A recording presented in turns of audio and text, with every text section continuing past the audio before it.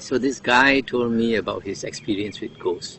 He said formerly he did not believe there were ghosts, that ghosts existed at all. And then being a farmer, he used to have to go into caves to look for this, what they call guano, this dung of the bat. So the bats would usually live in very dark caves. And he would go into these dark caves, sometimes alone, sometimes with his wife. And they collect this dung which they use as a fertilizer for their vegetables. So one day when he was with his wife in this dark cave, he heard somebody call, "Hoi." And then he looked around, he thought it must be his imagination. Second time he heard it, again he thought it must be his imagination. Third time he heard it, then he asked his wife, "Did you call me?" And the wife said, "No, I didn't call you." And then all his hair stood on end. He ran out of the cave and got sick for 1 week. That was his first experience with ghosts. And then the second encounter was around this Ipoh area. There's a lot of abandoned tin mines, disused tin mines, and they are at least 100 feet deep. So now over the years they have become lakes and ponds. So a lot of these young guys, they would go to the pond to fish, because there's a lot of fish. Sometimes people breed fish there, and to swim.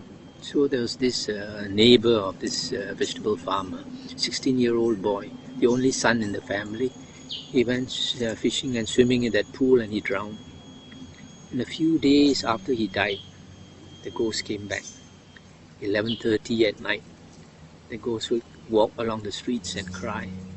And it was very frightening as well as very sad to hear this ghost crying. And he said that even the dogs howl.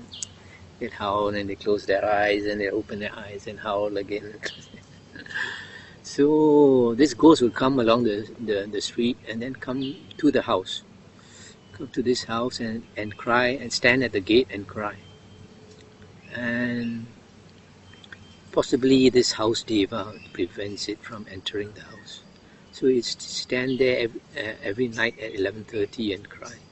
And the parents of this boy, they were very troubled because their son had just died, and now they hear the voice of the son crying there.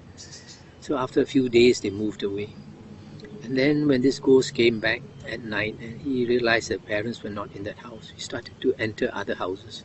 There were some houses that he could enter. And this man who told me, this ghost entered his house also, and in the middle of the night strangled him. And I think must have done that to a few people, so they were all upset. So they called some people who practiced Taoism, and